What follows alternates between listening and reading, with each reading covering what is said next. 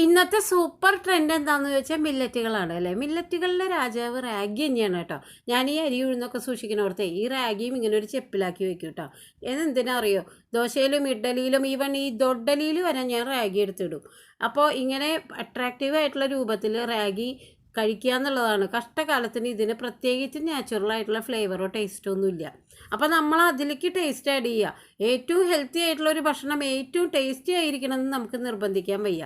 അപ്പോൾ അത് ടേസ്റ്റി ആയിട്ട് കഴിക്കുക എന്നുള്ളത് നമ്മുടെ ഡ്യൂട്ടിയാണ്. അപ്പോൾ നല്ല ചൊടിയുള്ള തക്കാളി ചട്നി, നല്ല ഗ്രീൻ കളറ് പുതിനയും മല്ലിയുടെ ഇലയൊക്കെ അരച്ച ചട്നി, നല്ല പച്ചമുളകും തൈരൊക്കെ കൂട്ടിയിട്ടുള്ള ചട്നിയാണ്, നല്ല വൈറ്റ് ചട്നി, ഈവൻ നല്ല ചിക്കൻ കറിയുടെ കൂടെ റാഗി ദോശ അടിപൊളി കോമ്പിനേഷനാണ് കേട്ടോ.